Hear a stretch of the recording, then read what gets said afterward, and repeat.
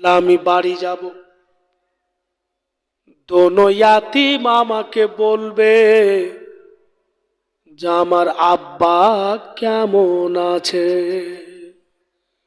কি জবাব দেব? আল্লাহ তুমি শক্তি দাও।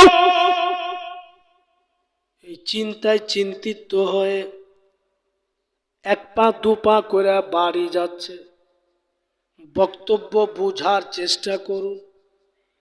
দূর থেকে দেখছেন কাজী শরীফ, হযরত ইমাম মুসলিম যেভাবে দেখেছিলেন যে বাড়ির বারান্দাতে দাঁড়িয়ে আছে আর রাস্তার দিকে তাকিয়ে আছে, হুবাহু মুহাম্মদ আর ইব্রাহিম কাজী শরীফ বারান্দাতে দাঁড়িয়ে আছে।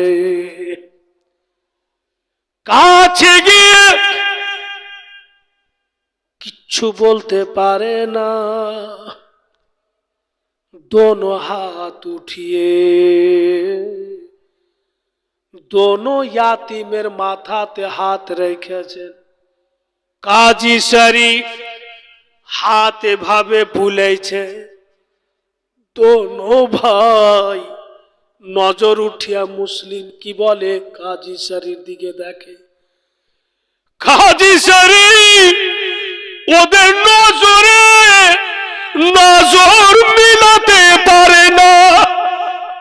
দোনো ইয়াতিম কাজী শরীফ হাত ধরে নিয়েছে আর বলছে আর মাথায় হাত দিয়েন না, বলেন বা না বলেন বুঝতে পেরেছি আগে তো মা হারিয়েছি, আজকে বাপ চলে গেল। কাজী শরীফ দুই ইয়াতিমকে বুকে লাগালো। কে বললে তোমরাকে যে তোমার বাপ চলে গিয়েছে? বলে আপনি না বললে কি হবে, আপনি যে মাথায় হাত রেখেছেন এটি বুঝতে পারছি যে আমরা ইয়াতিম হয়ে গেলাম। কাজী শরীফ দোনো ছেলেকে, বন্ধুগণ বলে বাপুরে চিন্তা করিস না বেটা, ব্যবস্থা করে দিচ্ছি। কি ব্যবস্থা করবে কাজী শরীফ? মদিনা যাওয়ার সেটা দেখা যাবে। একবার দারুদ শরীফ পড়ুন, আল্লাহুম্মা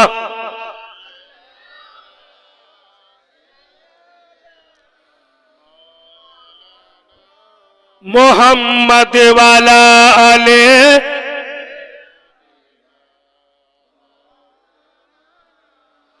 সাল্লাল্লাহু তাআলা আলাইহি ওয়াসাল্লাম। তো কাজী শরীফ ওর বেটাকে ডাকছে। কাজী শরীফ বেটা এলো, আব্বা বলুন। তো বলছে বাপুরে জীবনে অনেক কাজ করেছি বেটা, আজকে একটা কাজ দিছি ধন করতে যদি পারো তো আল্লাহ তোমার প্রতি সন্তুষ্ট হয়ে যাবে। কি কাজ বলেন? বলে এই দোনো ইয়াতিমকে দেখছো বেটা, এদের বাবা মা কেউ নাই। উমুক জায়গা থেকে দেখবে একটা কাফেলা মদিনা যাচ্ছে, দোনো ছেলেকে নিয়ে যাও আর ওই কাফেলার সাথ ধরিয়ে দিবে। ওই কাফেলার পিছন পিছন দোনো ভাই মদিনা চলে যাবে। পারবে বাপু? কাজী শরীফ বেটা বলছে ইনশাআল্লাহ। ভাইরা বাপেরা মা বোনেরা আব দেখেন, আগে তো মা হারিয়েছে, এখন বাপ হারিয়ে দিল, একদম পূর্ণ ইয়াতিম। আর ওই মুহাম্মদ ইব্রাহিমকে কাজী শরীফ বেটা নিয়ে গেল, গিয়া দেখছে যে জায়গা থেকে কাফেলা যেত ওখানে কাফেলা নাই, বেশ কিছুটা দূর চলে গিয়েছে। हाजी शरीर बेटा दोनों भाई के बोलছে ভাইরা ওই যে কাফেলা যাচ্ছে যাও দৌড় লাগাও ওদের পিছন পিছন চলে যাবে दोनों भाई एक অপরের হাত ধরলে আর কাফেলার পিছন পিছন দৌড় লাগালে বাপু জায়গা জায়গা জঙ্গল আছে জায়গা জায়গা পাথরিলা জমি আছে আর दोनों कोची बच्चा रात्रे काफेलार पिछन पिछन भागছে ठीक जानो अचानक काफेला गायब হয়ে গেল আর কিন্তু নজরে আসছে না কোন দিকে গেল কাফেলা উল্লেখ করা যায় না জঙ্গল হয়ে আছে ছেলে মানুষ বুঝতেও পারে না হঠাৎ করে কানে আওয়াজ আসছে আসসালাতু খায়রুম মিনান নাওম ফজরের আযান এর মানে তোমাদের নিন চাইতে নামাজ অতি উত্তম যেমনই কানে আওয়াজ আসলো दोनों भाई শুনছে শুনে বলছে ভাই এটা তো কুফা মসজিদের আজান হ্যাঁ এর মানে আমরা কুফা পার হইতে পারিনি আর কাফেলাও কোন দিকে গেল দেখতে পাই না আমরা কুফাতেই আছি চলো দিন হয়ে যাবে সূর্য উঠে যাবে সবকিছু দেখা যাবে ওবায়দুল্লাহ এলান করে রেখেছে যদি আমাদের কেউ ধরে নিয়ে যায় তো অনেক টাকা ইনাম দিবে তো ইনামের লালচে আমরাকে ধরে নিতে পারে চলো সারা দিন दोनों ভাই জঙ্গলে ছুপিয়া থাকবে ফের যখন বেলা ডুববে তখন রওনা হব ভাইরা বাপেরা মা বোনেরা ছুপিয়া যদি বৈশা থাকে এতে স্পষ্ট বোঝা যায় যে দানা পানি কিচ্ছু খাবে না কারণ যে ছুপিয়া বৈশা আছে তো খাবে কি করে সারা দিন दोनों यातीम छुपिया বৈশা থাকলো আর বেলা ডুবলো যেমনই বেলা ডুবেছে মুহাম্মদ বলছে ইব্রাহিমকে চলো চলো ভাই বেলা ডুবে গিয়েছে আর লেট করব না দৌড় লাগাই কুফা পার হব মদিনা যাব সারা রাত दोनों यातीम फिर दौड़ले किंतु रास्ता उल्लेख करते पारे ना এদিকে চলে যাচ্ছে ওদিকে চলে যাচ্ছে ফের যখন ফজরের আজান হয়েছে ওই কুফা মসজিদেরই আজান এখনো কুফা পার হয়নি আবার সারা দিন জঙ্গলে ছুপিয়া থাকলো বিনা দানার পানিতে এবার যখন বেলা ডুবেছে মোহাম্মদ বলছে ইব্রাহিম চলো ইব্রাহিম বলছে আমি যাব না কেন কিসের জন্য যাবে না তুমি ইব্রাহিম বলছে আমার পায়ের তলা আগুনের মতো জ্বলে পেটে দানা নাই খেতে পাইনি ব্যথা লাগে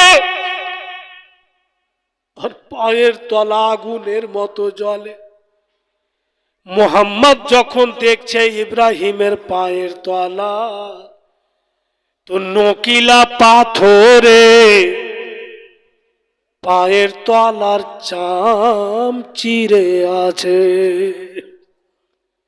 পা বিছাচ্ছে তো জলে। বলতেছে মুহাম্মদ ইব্রাহিম, এক কাজ করো ভাই, তুমি আমার শরীরে হিলান দাও, আমি তোমার সাহারা হয়ে নিয়ে যাচ্ছি। আর রাত হয়েছে, চলো চলো, কেউ দেখতে পাবে না, করির বাড়ি গিয়ে উঠব তোমার জন্য, তোমার জন্য কিছু চাইব, যদি একটু পেয়ে যাই তো তোমাকে খাওয়িয়ে দিব, খিদে পেয়েছো তুমি, চলো। अब दोनों भाई গেল বাপু। তো সুন্দর বাড়ি, একদম চকচক করছে বাড়ি। ওই বাড়ির দরওয়াজাতে হযরত ইব্রাহিমকে বসিয়ে দিলে, আর মোহাম্মদ দরওয়াজাতে গিয়ে আওয়াজ দিচ্ছে, বাবুজি, মায়েরা, কেউ যদি বাড়িতে থাকুন একটু দরওয়াজা খুলো। যেমনই আওয়াজ দিয়েছে দরওয়াজা খুলে গেল। দেখছে মুহাম্মদ চুল দাড়ি পেকে গেছে, পাক্কা সচ্চা নামাজি। কে তোমরা? মুহাম্মদ বলছে, বাপ জান, এই যে আমার ইব্রাহিম, কয়েকদিন থেকে কিচ্ছু খেতে পাইনি, তাই আপনার দরওয়াজায় আসলাম, যদি কিছু থাকে একটু আমার ভাইয়ের জন্য দেন, আমি খাওয়িয়ে দিই। কিন্তু বাবুজি, সাদকা ফেতরা বলে দিয়েন না। ওই বৃদ্ধ লোক বলছে, কেন? বলে, আমরা নবীর ঘরানা, আমাদের জন্য সাদকা ফেতরা হারাম। আলে রাসূলের জন্য সাদকা ফিতরা হারাম, চলবে না। আর যদি কেউ আলে রাসূল দাবি করে আর সাদকা ফিতরা নিয়ে নেয়, তো জেনে রাখেন সে আলে রাসূল হতেই পারে না। যে আলে রাসূল হবে ও সাদকার ফিতরা নেবেন, ও পাক্কা মুসাল্লি। চট করে বলছে, ভিক্ষা করার নিয়ম শিখে গেছ, দুধের দাঁত ভাঙেনি, আর নিজকে আলে রাসূল দাবি করছো। কোথায় লেখা আছে তোমার শরীরের চামে যে তুমি আলে রাসূল? ভিক্ষা করার সিস্টেম শিখেছ, দূর হয়ে যাও। ওই বৃদ্ধ কিন্তু মুহাম্মদকে ধাক্কা মেরে দিলে। যেমনই ধাক্কা মেরেছে, পাথরের ওপরে গিয়া পড়ল, কপালের চাম ফেটে দর দর করে রক্তর ফুয়ারা ফুটছে। ইব্রাহিম ধরিয়া মুহাম্মদকে ধইরা বলছে, ভাইজান, আমার খিদা মিটে গেল,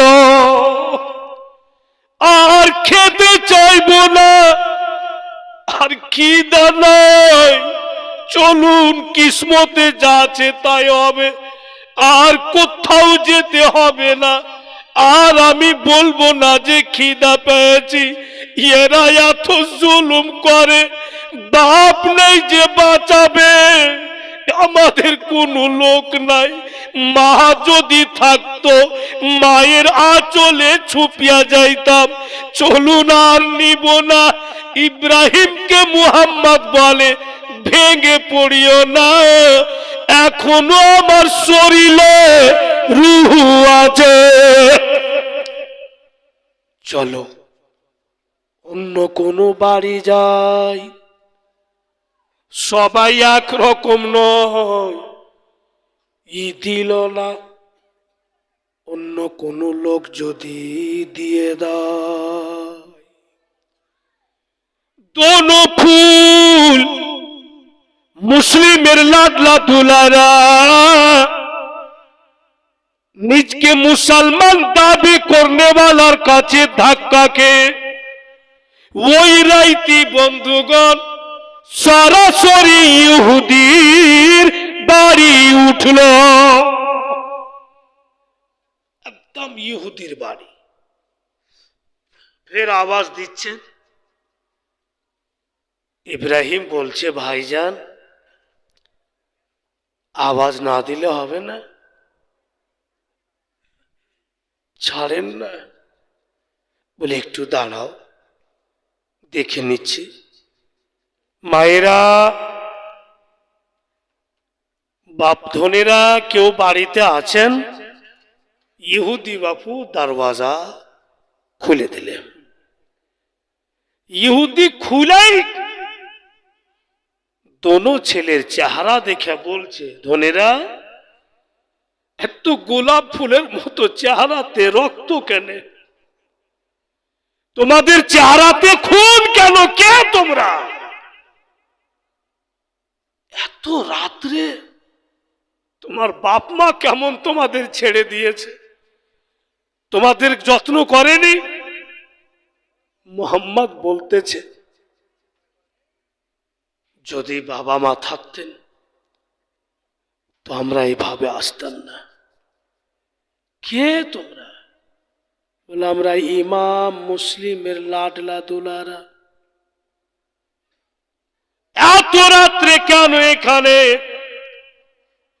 তখন বন্ধুগণ বলে যে, আমার ইব্রাহিম খিদা পেয়েছে। এই কুফাওয়ালা আমার আব্বাকে শহীদ করে দিয়েছে, এখন আমাদের পিছে লোক লাগিয়েছে ওই বেদুল্লাহকে। কিন্তু ভাই আমার খিদা পেয়েছে, তাই আপনার দরবারে। হাইরে ইহুদি চট করে আওয়াজ দিচ্ছে ওর স্ত্রীকে, জলদি এসো, ছাড়ো আরামের বিছানা, তাড়াতাড়ি বেরিয়ে এসো। তুমি যাদের গল্প রাত দিন আমাকে শোনাচ্ছ আর শোনাতে হবে না। দেখো দেখো আমাদের দরওয়াজায় চলে এসছে। ওর স্ত্রী বিছানা থেকে উঠে আসলো, বলছে, স্বামী গো, কার কথা বলছিলাম? বলে, তুমি বলেছ কিনা আলী রাসূলের যদি সেবা করতে পারি আমাদের পরিবারে আল্লাহ তাআলা সন্তান দান করবে। একটাও সন্তানের চেহারা দেখতে পাইনি, আজকে দেখো মুসলিমের দুই বেটা। এদের সেবা করো, এদের কাছে দুয়া নাও। দোনো স্বামী স্ত্রী দুই ভাইকে কোলে উঠাইলে বাড়ির ভিতরে নিয়ে গেল, আর রক্তগুলোকে মুছা মুছা দিচ্ছে। জামাতে রক্ত লেগে আছে তো জামার বাটন খুলছে। যেমনই জামার বাটন খুলেছে, মুহাম্মদ মা বলে চিৎকার করে। ইহুদির স্ত্রী বলছে, বেটা আস্তে আস্তে খুলছি, কেন এত জোরে কাঁদো? বলে মা, সারা সারা রাতুরি জঙ্গলে দৌড়াচ্ছি মা, বুঝতে পারিনি আমাদের শরীরের জামা চিরাছে, আমাদের চাম ফেটেছে, রক্ত বেরিয়ে বেরিয়ে মা জামার সঙ্গে জয়েন্ট হয়ে গিয়েছে মা। আপনি খুলছেন, আগুনের মতো জ্বলে। হাইরে ইহুদি আর ওর স্ত্রী দুইজন মিলে একটি হাঁড়ি চুলাতে দিল, পানিকে উষুম গরম করলেন, আর কাপড় ভিজিয়ে ভিজিয়ে ছেলেদের শরীরে লাগিয়ে জামা খুলছে। দোনো ভাই একেবারে জোরে জোরে কাঁদে। স্বামী স্ত্রী বলছে, বেটা তোমাদের যত্ন করছি, একটু সহ্য করো। বলে মা, আমাদের শরীরের রক্ত দেখে কাঁদি নাই, শরীর জ্বলছে বুইলা কাঁদি না। বারবার একটি কথা মনে হয়, আপনার গর্ভে ছিলাম না, আপনার দুধ পান করিনি, আপনি আমাদের জন্ম দেননি। যদি এত সেবা করতে পারেন, যেই মায়ের পেটে ছিল, যেই মা জন্ম দিয়েছেন, উনি যদি বেঁচে রইতেন, আজকে আমরা পাগলের মতো ঘুরে বেড়াইতাম না। আমাদের মা যদি বেঁচে রইতেন, এত কষ্ট করতাম না মা, জঙ্গল জঙ্গল ঘুরে বেড়াইতাম না। ইহুদির স্ত্রী বলে, বাপুরে আর সন্তান হবার দোয়া নিব না, তোমরা মা বলছো আমি খুশি হইলাম, তোমরা মা বলছো অতি আমার মন ভরে গেল। দোনো ভাই বলছে, মাগো এই দুনিয়া তো মা বলবো, ওই দুনিয়া তো মা বলবো, একটাই কথা মা, যে আপনারা স্বামী স্ত্রী আর ইহুদি থাকিয়েন না, কালমা পড়ে ইসলামে শামিল হয়ে যাবে। ইহুদি ওর স্ত্রীকে বলছে, লেট কেন? মানুষ জান্নাত ধুইরা বাড়ায়, আমরা পেয়ে গেছি, পড়ো কালেমা তাইয়্যিব লা ইলাহা ইল্লাল্লাহু মুহাম্মাদুর রাসূলুল্লাহ সাল্লাল্লাহু তাআলা আলাইহি ওয়াসাল্লাম পড়ে বেরাদার স্বামী স্ত্রী দুইজনই কালমা পড়ে নিলেন। বেরাদার জান চলে যাচ্ছে, আঘাতের উপরে আঘাত, কিন্তু শরীয়তের বিধান কমজোর হতে দিচ্ছে না, শরীয়তকে আলোকিতই রাখছে। নবীর ঘরানা নবীর আওলাদকে যত্ন করে খাবার খিলিয়ে আব ওদেরকে কি বইলা বিদায় করবে, আমি বলছি একটু দিল লাগিয়া জোরে সোরে দরুদে পাক পড়ুন, আল্লাহুম্মা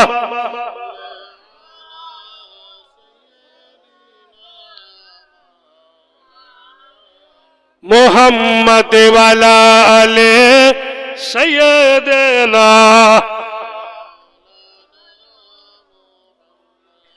বিরাদার, আজকের একটা ফরমাইশ মাঝখানে পুরা হোক, ওই বাড়িতে দুই ছেলে আছে, তারপরে বলছি, একটু আপনাকে মন ভালো হবে, জোরে বলুন সুবহানাল্লাহ।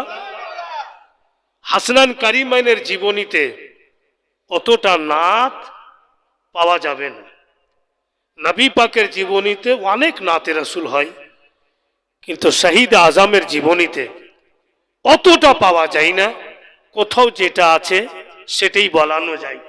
আর যদি কোনো বক্তা বলে দেয় নাতে রাসূল, তো জেনে নিয়েন ও এক্সট্রা ভাবে বলছে, আলাদা ভাবে বলছে। তো বেরাদার, ফরমাইশটা বহু পুরাতন, যাই হোক আমি শুনিয়ে দিচ্ছি, একবার আর বলুন, ইয়া রাসূলুল্লাহ। জীবনের ইন্তিকাল জীবনের ইন্তিকালে, জীবনের ইন্তিকালে আজরাইল আসিয়া সোনারি জীবন যাবে রে লইয়া। জীবনের ইন্তিকালে আজরাইল আসিয়া সোনারি জীবন যাবে রে লইয়া। এত যত্নে যারে তুমি ঘরেতে রাখিলে, যাহার লাগি দুঃখ কষ্ট কত না সহিলে। এত যত্নে যারে তুমি ঘরেতে রাখিলে, যাহার লাগি দুঃখ কষ্ট কত না সহিলে। আজ তোমার ধোঁকা দিয়ে গেল রে ছাড়িয়া, জীবনের ইন্তিকালে আজরাইল আসিয়া সোনার জীবন যাবে রে লইয়া। কবরে তোমার মাটির ঘর, বাঁশের ছাউনি, চতুর্দিকে মাটি তোমার মাটির বিছনি। কবরে তোমার মাটির ঘর, বাঁশের ছাউনি, চতুর্দিকে মাটি তোমার মাটির বিছনি। কেমন করে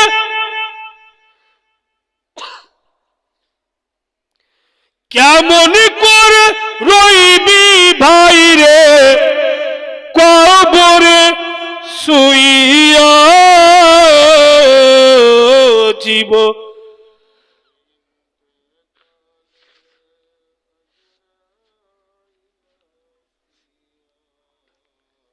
সোনারি জীবন যাবে রে লইয়া।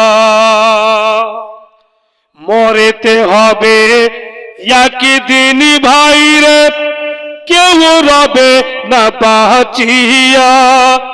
মৌতের জালেতে সবাই আছি রে ফাঁসিয়া। মরেতে হবে একদিন ভাই রে, কেউ রবে না বাঁচিয়া। মৌতের জালেতে সবাই আছি রে ফাঁসিয়া। দয়া করে জ্ঞানবন্ত রে দেখো রে ভাবিয়া,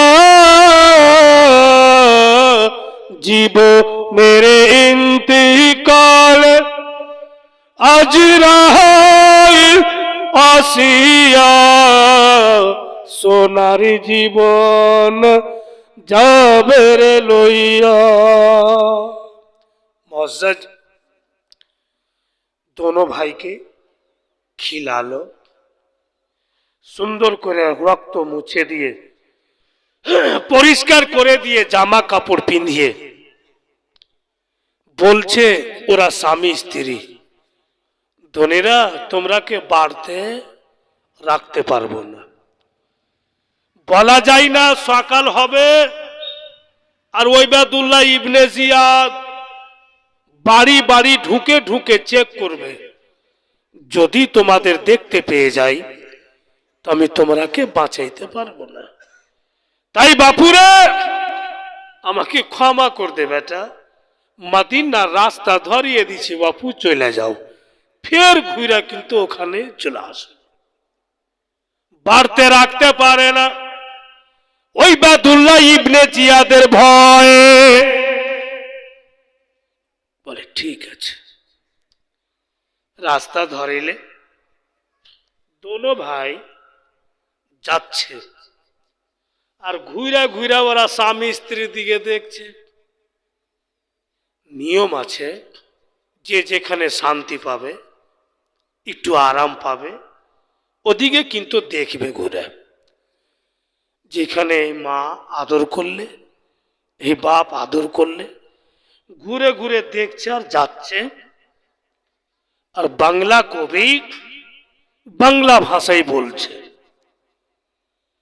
রাস্তার ধারে ইয়াতিম বাচ্চা কেন বসে কাঁদে রে, আরিশের পায়া হিলে রে।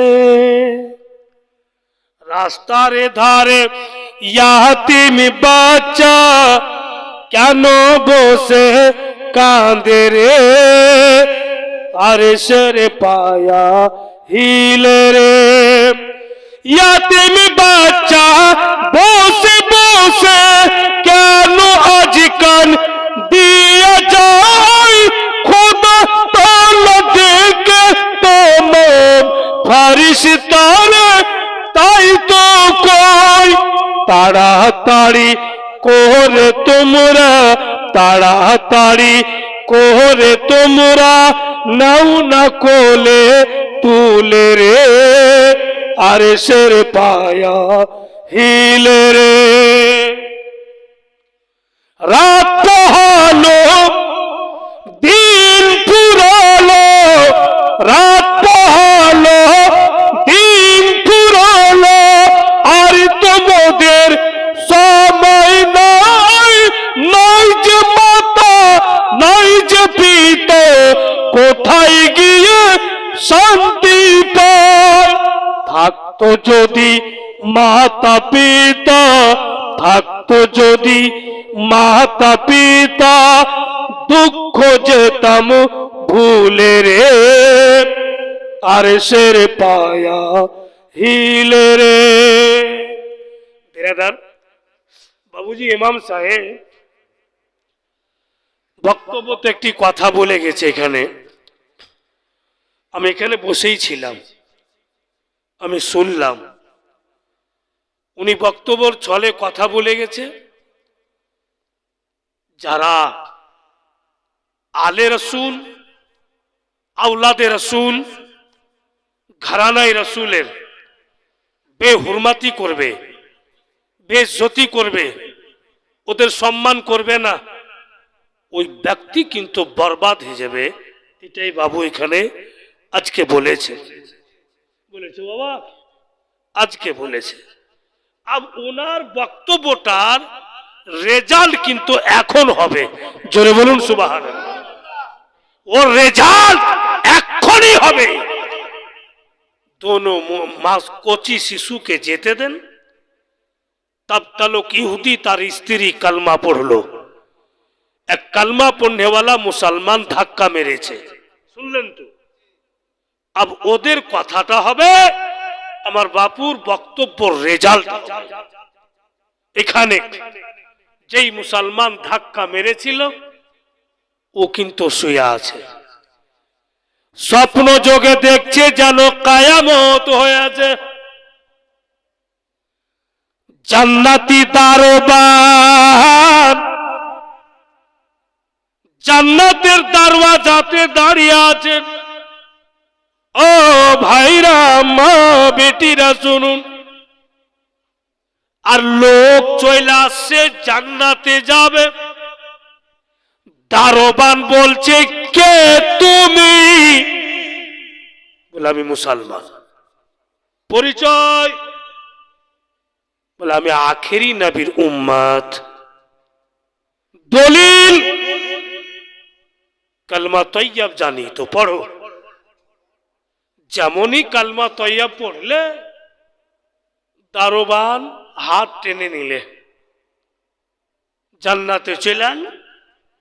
ফের আর একজনের নাম্বার আসলো, ওকে বলছে কে তুমি? মুসলমান। পরিচয় আখেরি নবীর উম্মত। দলিল তো কলমা তৈয়ব জানি, পড়ো। পড়ে নিলে হাত টেনে নিলে জান্নাতে চলে আল। ওই পাক্কা মুসলমানের নাম্বার এলো, যে ধাক্কা মেরেছে দেখছে কিন্তু স্বপনে। কে তুমি? ওর তো অহংকারে শেষ নাই ভাই, অহংকার করেই ধাক্কা মেরেছিল। বলে আমি মুসলমান। পরিচয় দাও। বলে আখেরি নবীর উম্মত। দলিল তো কলমা তৈয়ব জানি, তো পড়ো।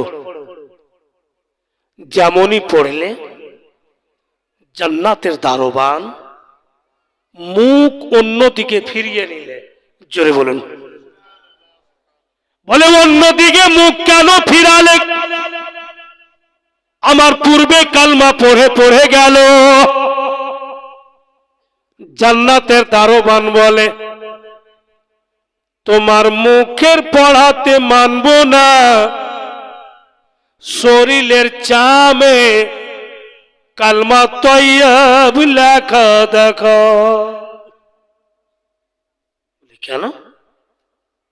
আমার পূর্বে যারা গেল ওদেরকে তো বলা হয়নি যে শরীরের চামে কালমা তৈয়ব লেখা দেখো? দারোয়ান বলছে ওরে কঠোর দিল, याद করো তোমার দরওয়াজাতে ভুখা প্যাসা নবীর আল গিয়েছিল, তুমি বিশ্বাস করোনি আর বলেছিল যে লিখিত দেখাও আলে রসুল তবে মানবো। তুমি ওদের মুখের কথা শুনে মানোনি, আজকে তোমার মুখের কথা শুনে মানবো না। তোমারও লিখিত লাগবে, চামে কালমা তৈয়ব লেখা দেখাইতে পারবে? কোনকে দেখাবে?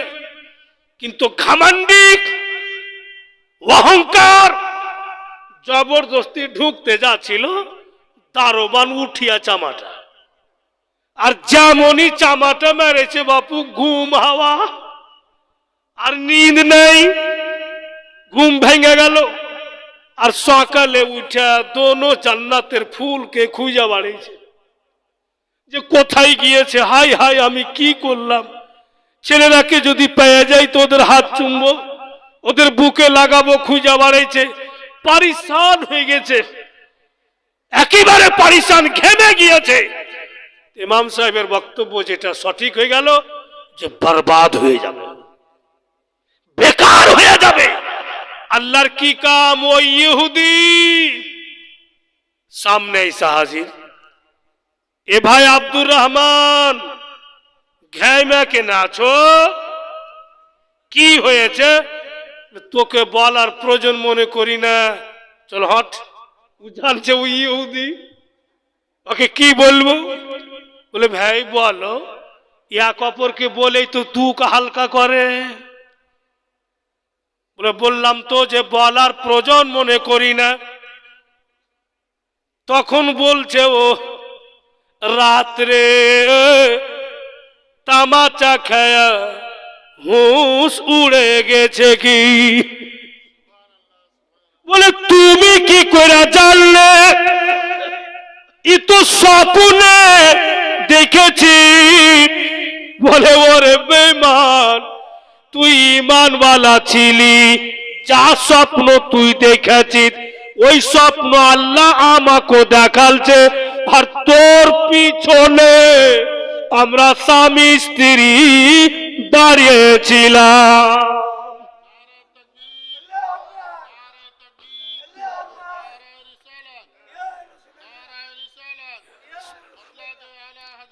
जिंदाबाद।